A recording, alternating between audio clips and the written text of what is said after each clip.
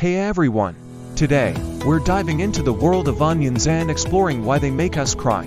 You know that moment when you're chopping up an onion, and suddenly your eyes start watering? It's an age-old question. Why does this happen? Well, let's find out together. The culprit is a sulfur compound found in onions.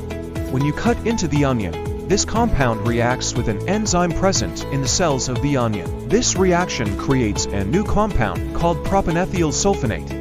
Now, when you breathe in the gas that results from this reaction, your body perceives it as an irritant. So what happens next? The irritated eyes will start producing tears to get rid of the gas and stop the irritation. When those tears roll down our cheeks, we can't help but notice it. Hence, the infamous onion crying phenomenon. There you have it, folks. Now you know why onions make us cry. I hope this little bit of knowledge brightens up your day and helps you next time you're chopping some onions in the kitchen. Thanks for tuning in. If you enjoyed this video and found it helpful, please give it a thumbs up and don't forget to subscribe to our channel for more interesting facts and fun content. Until next time, stay curious and keep learning.